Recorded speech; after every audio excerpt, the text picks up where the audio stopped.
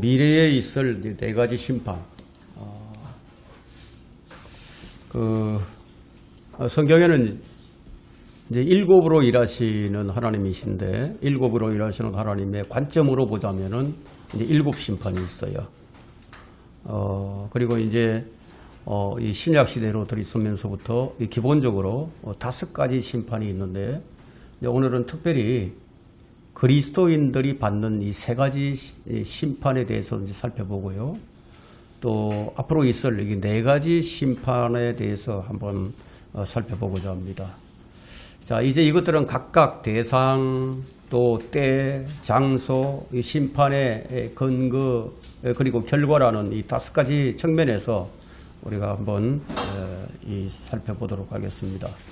먼저 우리가 살펴볼 것은 첫 번째 심판입니다. 첫째 심판. 첫째 심판은 대상이 누구냐 하면 이제 믿는 자들의 죄에 대한 심판이에요. 믿는 자들의 죄에 대한 심판. 언제 있었느냐 하면 때는 AD 30년, 장소는 갈보리. 심판의 근거는 그리스도의 죽음으로 완성하신 그 구속의 사역입니다. 결과는 믿는 자들이 의로워진다는 거죠. 이 갈보리 십자가의 심판은 이미 지나갔어요. 이제 과거였죠. 과거. 2000년 전에 일어났습니다. 성경은 이제 로마서 10장 4절에서 이 결과, 이 심판의 결과를 어떻게 얘기하느냐. 그리스도께서는 믿는 모든 사람의 의가 되시고자 율법의 끝이 되셨느니라고 기록하고 있습니다.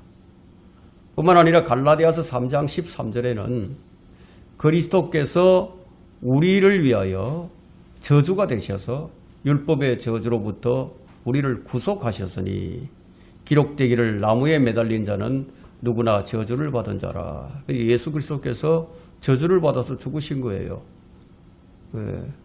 우리를 대신해서 그렇게 하셨다는 거예요. 그리고 베드로전서 2장 24절에도 그러므로 그가 친히 나무에 매달린 자신의 몸으로 우리의 죄들을 담당하셨으니 이는 우리가 죄들에는 죽고 의에는 살게 하려 하심이라 하고 베드로전서 2장 24절에 기록하고 있고요. 또 로마서 8장 1절로부터 2절에는 그러므로 이제 그리스도 예수 안에 있는 자들에게는 결코 정죄함이 없나니 그들은 육신을 따라 행하지 아니하고 성령을 따라 행하느니라. 이는 그리스도 예수 안에 있는 생명의 성령의 법이 죄와 사망의 법에서 나를 해방시켰기 때문이라. 이런 기록이 있습니다. 그리고 한 구절만 더 살펴본다면 요한복음 5장 24절인데요. 진실로 진실로 내가 네게 말하노니 내 말을 듣고 또 나를 보내신 분을 믿는 자는 영생을 얻고 정죄에 이르지 아니할 것이며 사망에서 생명으로 옮겨졌느니라. 이 말씀을 우리가 보게 되면 믿는 자들에게는 이 지옥의 심판이 이제 지나갔어요. 믿는 자들에게는. 그래서 이 믿는 자들의 죄에 대한 심판은 갈보리 십자가에서 있었다. 그럼 믿지 않는 자들은 어떻게 됩니까? 여전히 그들은 자기들 죄 가운데서 정죄를 받아서 죽는 거예요. 자, 그리스도인들이 받는 세 가지 심판이 있습니다.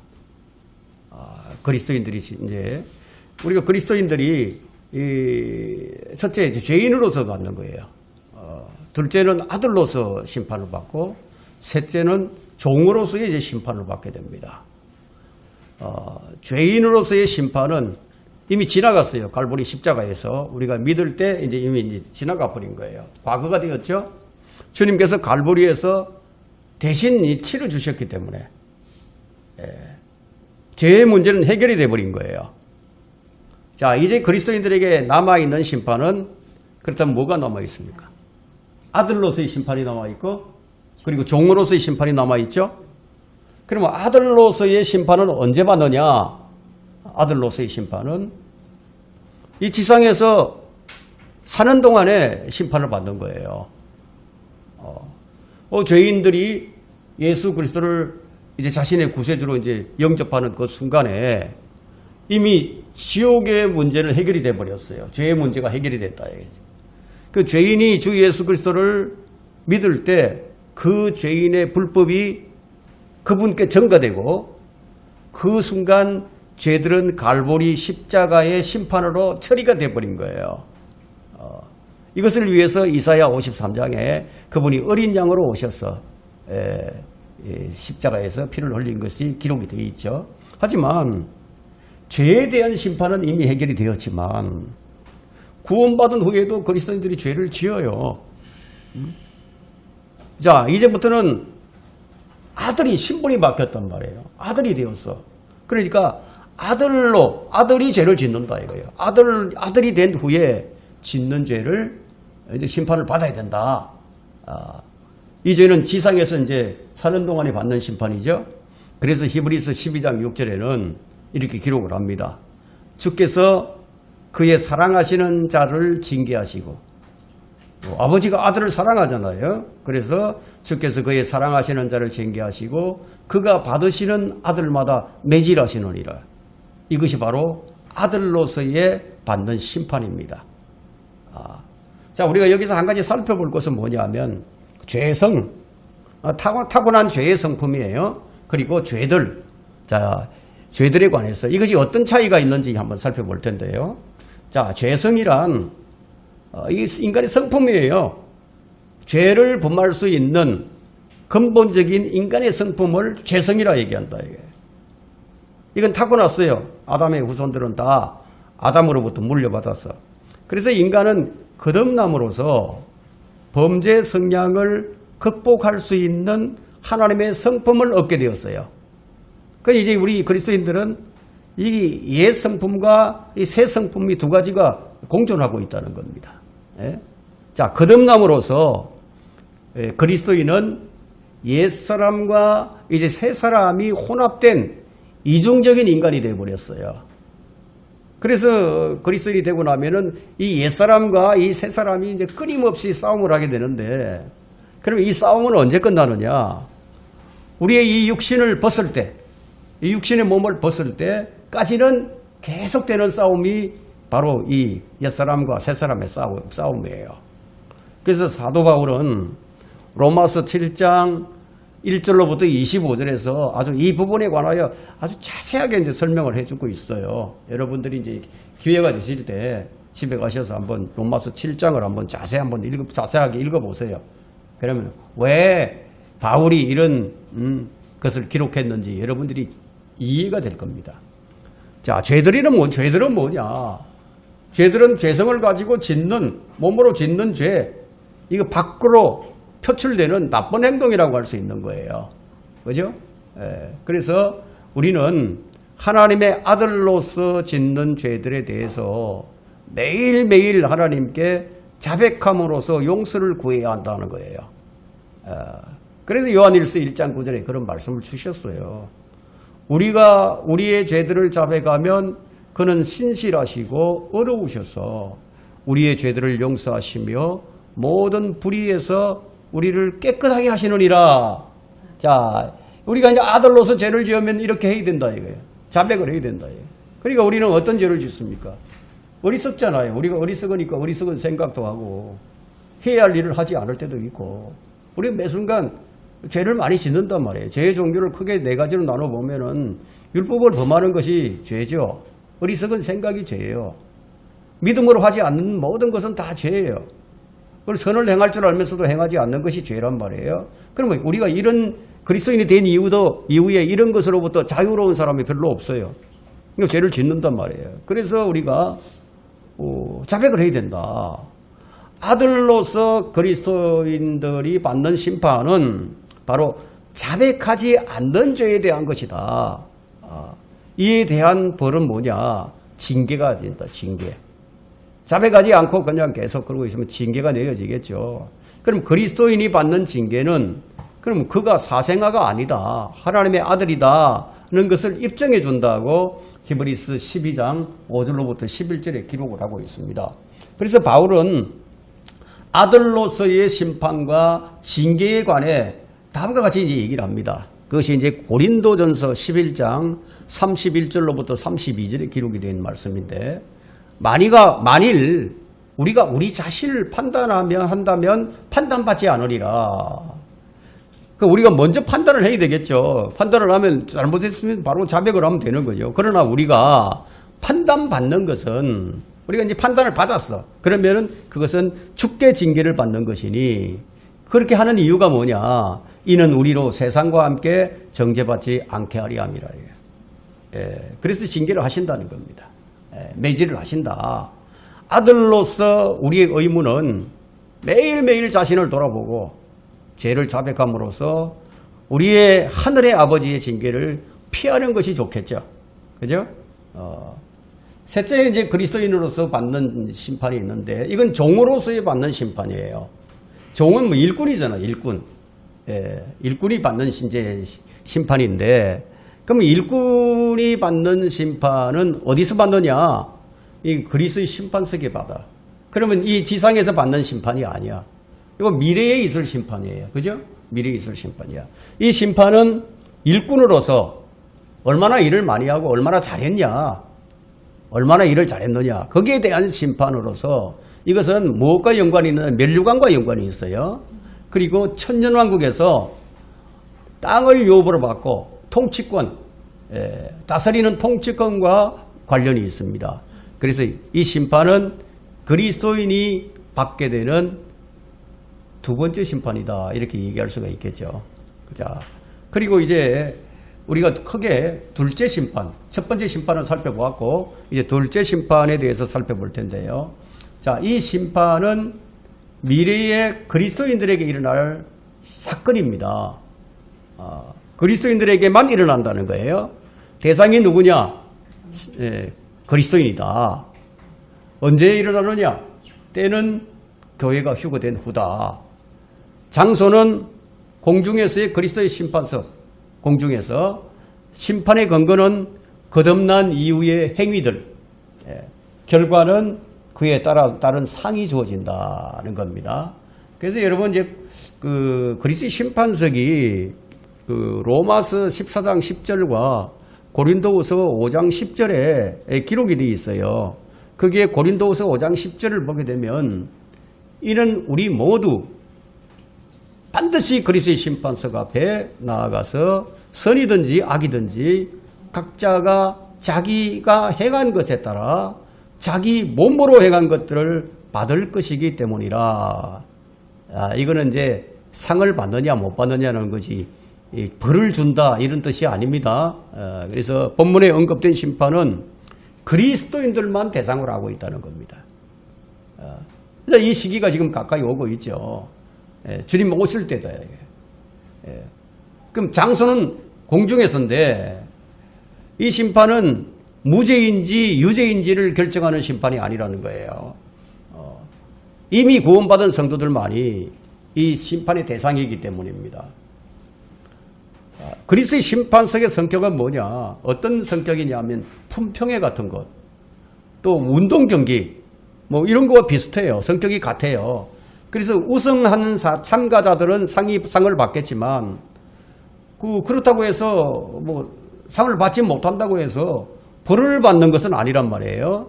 그래서 이 심판은 어디에 잘 기록이 되어 있느냐면 고린도전서 3장 11절부터 15절에 아주 잘 설명되어 있습니다.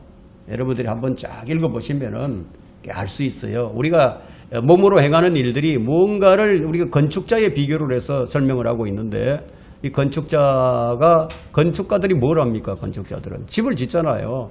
그럼 집을 지을 때 무엇으로 짓습니까? 금이나 은이나 보석이나 나무나 잎이나 그루터기로 짓는다고 그렇게 기록을 하고 있죠. 그래서 우리가 금이나 은이나 보석으로 지으면은 그건 상으로 연결되지만, 나무나 짚이나 그루터기로 지으면은 상으로 연결이 안 된다는 겁니다. 그럼 심판의 결과는 상이 아니면 손해예요. 내가 받을 상을 못 받게 된다는 거예요. 좋지 못한 행실을 했다. 그러면 죽은 행실, 좋지 못한 행실은 다 불타서 없어지고 좋은 행실만 남게 된다는 겁니다. 그 사람들이 주님을 위해서 한 사역으로 생각하는 그런 사역들이 있죠. 그죠? 근데 그 사역이 실제적으로는 뭐 세속적이고 뭐 인간적인 사역에 불과한 경우들이 많이 있어요. 그런 거는 모두 다 상으로 연결이 안 된다. 주님은 그런 사역을 영원한 상급으로 계산해 주시지 않는다는 겁니다. 근데 그날에 이제 면류관이 주어집니다. 여러분, 고대 그리스인들이 운동 경기를 할 때 모든 경기가 다 끝난 후에 참가자 전원을 배마라고 그러거든요. 배마, 즉 심판석 앞에 서게 했어요. 그래서 우승한 자들은 다른 자리보다 높게 만들어진 그런 심판석에 이제 서게 되죠. 그 심판관들이 딱 앉아서 우승자들에게 월계수 입호로 된 월계관을 수여했어요. 물론 상을 받지 못하는 사람들도 많이 있었죠. 그러나 상을 받지 못한다고 해서 벌을 받거나 경기장 밖으로 쫓겨나는 것은 아니었다는 거죠. 그죠? 그래서 우리가 성격이 어떤 것이냐, 그리스도의 심판이 어떤 성격이냐 하는 것을 여러분들이 잘 아셔야 됩니다. 그리스도인들은 세 가지 심판을 받는데, 첫 번째는 십자가에서 예수님께서 대신해 주셨어요. 자, 두 번째는 우리가 아들로서의 심판을 받게 된다. 이 지상에 사는 동안에 심판을 받게 된다. 세 번째는 앞으로 미래에 있을 심판인데, 이 심판은 그리스도의 심판석에서 받게 된다. 자, 우리가 이제 세 번째 심판을 살펴보겠습니다. 세 번째 심판은 대상이 유대인들이야. 이방인도 아니고 유대인들이야. 때는 언제냐? 대환란 때 받게 됩니다. 장소는 어디가 되겠습니까? 예루살렘과 그 부근을 중심으로 한 전 세계가 된다는 거예요. 심판의 근거는 뭐냐? 삼위의 하나님을 거부했어. 그것이 심판의 근거예요. 결과는 뭐냐? 유대인들이 그리스도를 그들의 메시아로 받아들이게 된다는 겁니다. 심판을 통해서. 이것이 세 번째 심판인데, 이 심판도 과거가 아니고 지금 현재도 아니고 앞으로 있을 심판이다. 그래서 미래에 있을 심판인데, 교회가 공중에서 있을 그리스도의 그리스도의 심판을 받는 동안에 지상에 살고 있는 이 유대인들은 즉 그리스도의 치하에서 온갖 심판을 다 받게 된다는 겁니다. 그래서 이제 유대인들은 땅의 복을 받은 사람들이에요. 기본적으로 땅의 복을, 아브라함에게 땅에 대한 복을 주시고 이삭에게 주시고 야곱에게 주셔서 이스라엘은 땅을 복으로 받은 사람들인데, 그들에 대한 모든 약속이 땅에 속한 것들이기 때문에 그들의 심판도 땅에 대한 속성을 가지게 된다는 겁니다. 그럼 유대인들이 심판을 받는 이유는 뭐냐? 그들이 아버지 하나님을 거부했고 아들 하나님을 거부했고 성령 하나님을 거부했기 때문이다. 그럼 언제 아버지 하나님을 거부를 했느냐? 사무엘이 살아있을 당시에 그들은 아버지 하나님을 거부했어요. 사무엘상 8장 7절에 나와 있죠. 하나님의 뜻을 거슬러서 자기들 뜻대로 하게 해달라. 우리가 원하는 대로 하게 해달라. 그렇게 하면서 거부를 합니다. 또 그들은 예수 그리스도를 십자가에 못 박음으로써 아들 하나님을 거부했단 말이에요. 그죠? 그래서 이제 마지막은 언제냐? 성령 하나님을 거부하게 됐는데, 그것이 바로 스테판을 돌로 쳐 죽임으로써 성령 하나님마저 거부하게 됐다는 겁니다. 스테판이 성령으로 충만해서 사도행전 7장에서 설교를 하는데 그걸 돌로 쳐 죽여버렸어요. 자, 유대인들은 그들의 죄 때문에 이제 세계 각국으로 흩어져서 살게 되었는데, 그 이방인의 때가 이제 거의 끝나갈 무렵 유대인들은 회심하지 않은 상태에서, 돌이키지 않은 상태에서 그들은 그들의 땅인 예루살렘으로 모인다는 거예요. 거기서 그들은 대환란이라는 하나님의 그 진노의 용광로 속으로 내던져진다는 겁니다. 그래서 예레미야 선지자와 다니엘 선지자가 말했던 야곱의 고난의 때, 다니엘의 70째 주, 마지막 7년, 그것을 그들은 경험하게 될 것입니다. 이때를 예수님께서는 마태복음 24장 21절에서 대환란이라고 말씀을 하셨고요. 스가랴 선지자는 그것을 스가랴 14장 1절부터 11절에 주의 날이라고 얘기를 했습니다. 자, 우리 하나님께서 사용하실 도구는 누구냐? 대환란 때 사용하실 도구는 적그리스도예요.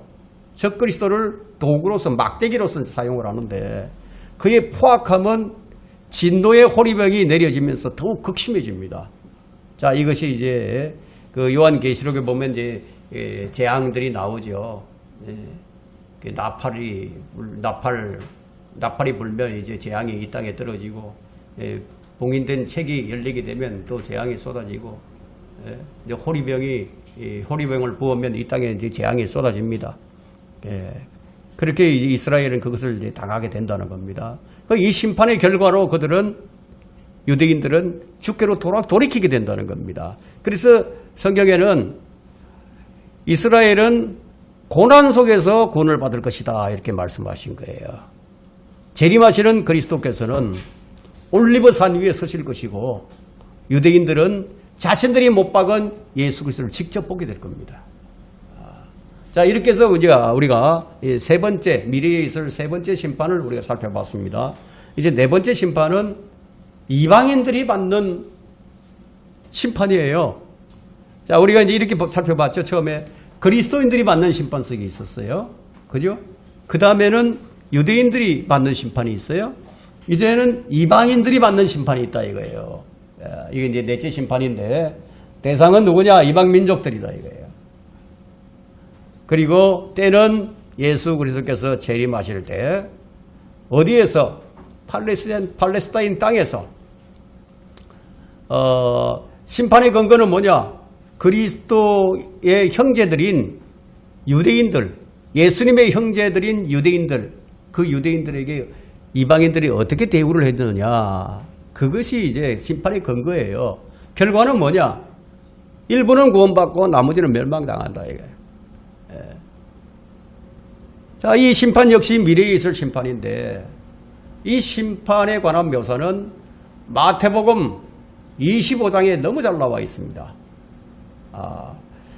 25장 31절로부터 46절에 아주 잘 나와 있는데 이 심판을 참으로 오해하는 자들이 많이 있다는 거예요. 이 시대에 많은 사람들이 이 심판을 잘못 이해하고 있습니다.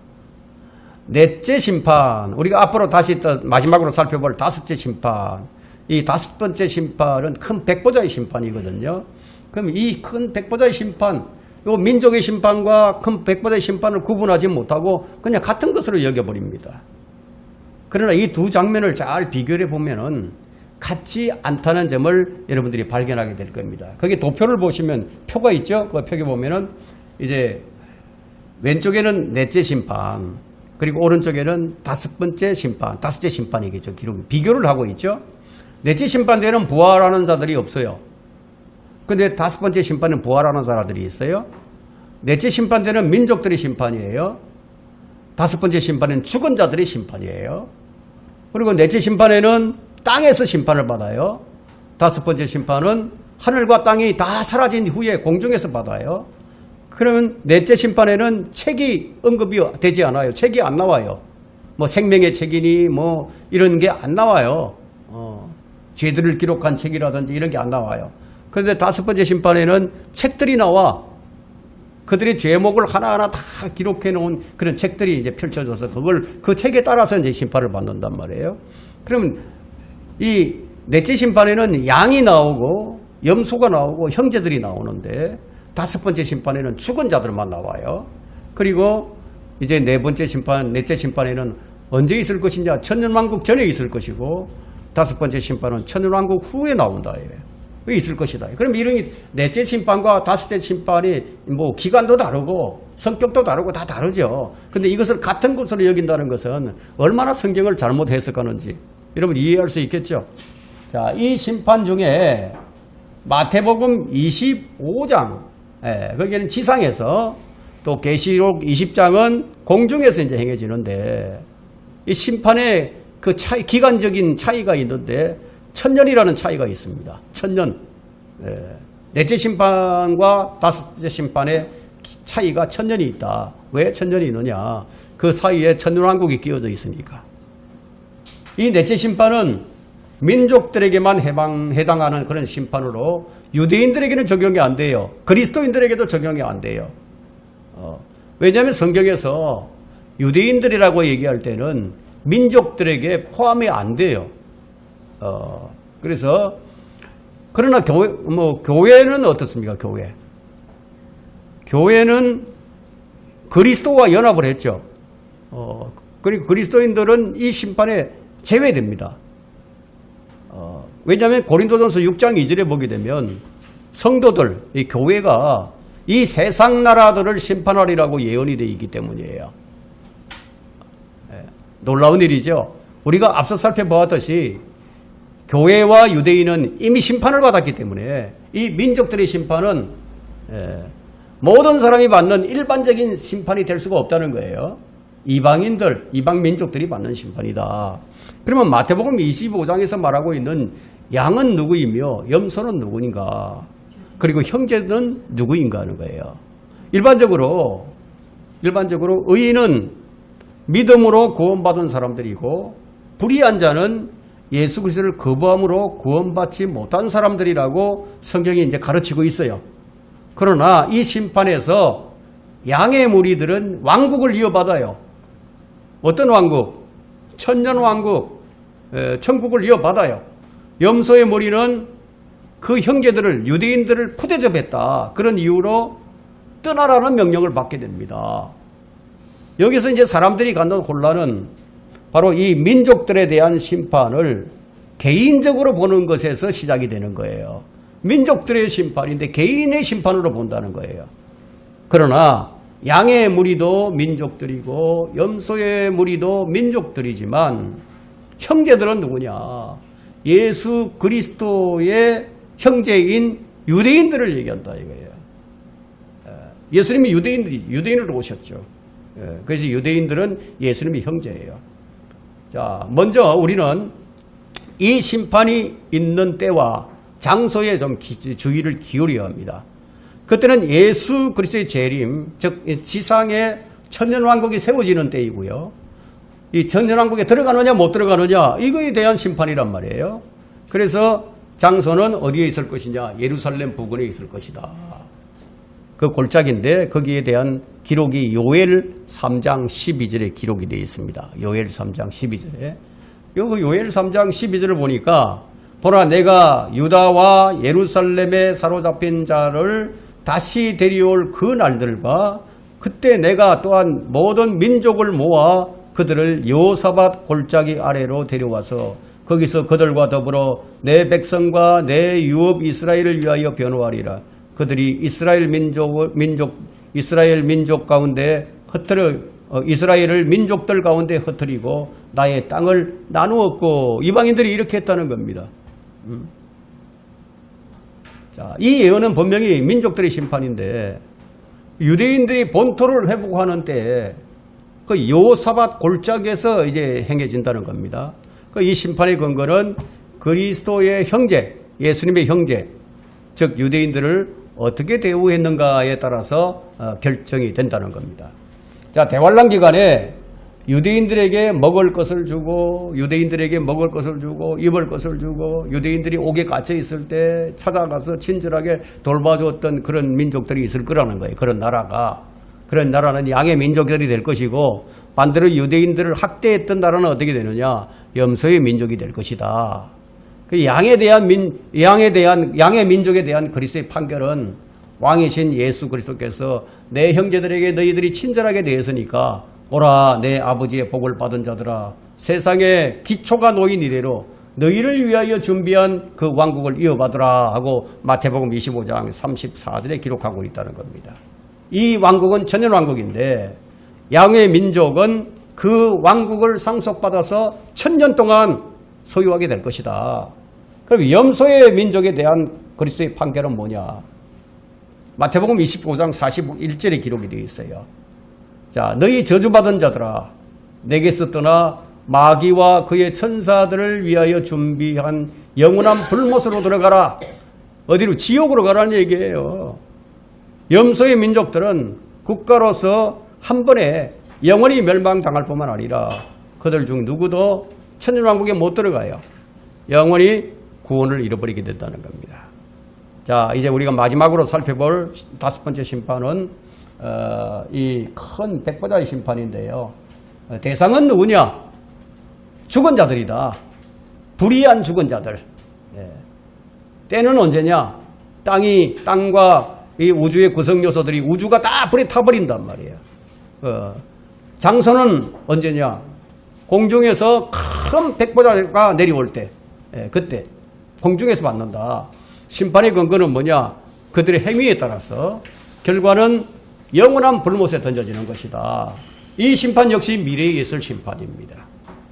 이 심판은 요한계시록 20장 11절부터 15절에 너무 잘 설명이 되어 있어요. 무슨 뭐 별다른 설명이 필요 없을 정도로 잘 이렇게 되어 있습니다.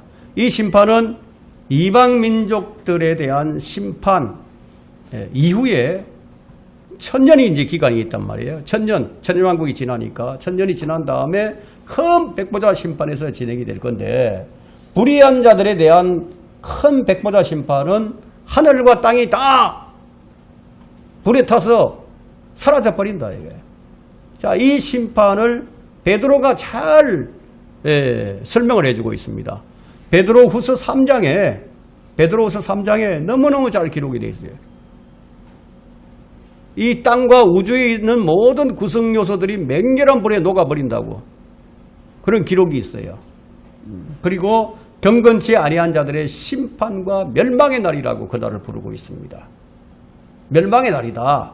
그래서 이 큰 백보자 심판은 죽은 악한 자의 심판석이기 때문에 죽은 자들이 다 부활을 해서 거기서 심판을 받는다 이거야. 모든 죽은 의로운 사람들은 언제 부활을 받는? 첫 번째 부활을 한다 이거죠. 만일 어떤 의로운 자가 첫째 부활과 악한 자가 부활하는 두 번째 부활 사이에서 죽었다면 그들은 이때 그 악한 자들과 함께 이제 부활을 하게 됩니다. 계시록 20장 15절에 보게 되면 누구든지 생명의 책에 그의 이름이 기록되지 않는 자는 불못에 던져지리라. 생명의 책에 이름이 기록되어야 되는데 기록이 안 된 사람들은 다 던져진다. 이 구절을 보게 되면 두 번째 부활 때 매우 적은 수의 의로운 어떤 사람들이 있을 것임을 우리가 발견할 수 있습니다. 자, 천년왕국이 끝날 때 그리고 땅이 불로 다 타버리기 직전에 죽었던 불의한 자들이 모두 부활해서 살아있는 불의한 자들과 더불어서 심판을 받은 후에 불못에 다 던져진다는 겁니다. 불의한 자나 경건치 못한 자의 심판은 영생을 받을 권리가 있는지를 판단하는 것이 아니라 영원한 형벌에 대한 심판이다. 이 심판에서 비극적인 장면이 보여질 텐데요. 그들 중에는 아주 친절하게 보이고 사랑이 많았지만 단지 그리스도를 구세주로 받아들이기를 거부했기 때문에 불못에 던져지는 그런 사람들도 많이 있을 거예요. 아주 정직하게 살려고 하고 양심대로 살려고 하고 그런 사람이 있죠. 근데 예수님을 안 믿어. 그런 자들은 다 그때 심판을 받는다. 이 심판대는 책들이 펼쳐져 있을 것이고요. 각 사람은 그들의 책에 기록된 대로 자신들의 행위에 따라서 심판을 받게 됩니다. 이 심판은 아무도 못 피해요. 가장 슬픈 일은 뭐 그렇게 악하게 살지 않았던 사람들인데 뭐 정직하게 살고 착하게 살고 이런 사람들인데 그들이 불신앙 때문에 영원토록 벌못에서 고통을 받아야 한다는 겁니다. 이게 슬픈 일이죠. 이 형벌에는 둘째 사망이 포함이 됩니다. 둘째 사망. 이는 그들의 부활한 몸을 심판받을 때 다시 이 불못에서 영원토록 고통을 받게 되니까. 자, 근데 영원한 사슬에 묶여서 흑암 속에 갇혀 있던 천사들이 있어요. 이 타락한 천사들이 지금 흑암 속에 갇혀서 지금 이 감옥에 갇혀 있죠. 그들도 이때 심판을 받게 됩니다. 백보자 심판 때. 이것을 유다서 6절에서는 큰 날의 심판이라고 얘기를 하는데, 그래서 큰 백보자 심판이다 이렇게 얘기를 합니다. 그의 천사들과 마귀들에게 심판이 내려진 후에 경건치 못한 사람은 불못에 던져질 것이다. 우주의 모든 악은 깨끗하게 사라질 것인데요. 그런 다음에 뭐가 생기죠? 하나님께서 뭘 만드시죠? 새 창조를 하신다 이거예요. 새 하늘과 새 땅을 창조하신다는 겁니다. 그때는 죄가 없어요. 의가 영원히 거하는 그런 영원 세계가 펼쳐지게 됩니다. 우리가 마지막으로 7부로 일하시는 하나님의 관점에서 보게 되면 7 심판이 있어요. 우리 한번 제가 어떤 심판이 있는지 제가 7가지를 한번 나열해 드리겠습니다. 첫 번째는 갈보리 십자가에서 이루어진 죄에 대한 심판이고요. 두 번째는 우리가 죄를 잡아가는 심판이고, 세 번째는 그리스도의 심판석이고요. 네 번째는 백보자 심판이고, 다섯 번째는 유대인의 심판이고, 여섯 번째는 민족들의 심판이고, 일곱 번째는 마귀와 그의 천사들에 대한 심판입니다. 이렇게 하나님께서 보시는 7 관점에서 볼 때 이런 심판이 있다. 여러분들이 잘 정리하시고 여러분들의 살아있는 지식으로 삼으셔서 어떤 거짓 교리에도 흔들리지 않는 그런 굳건한 믿음으로 자리 잡기를 바랍니다.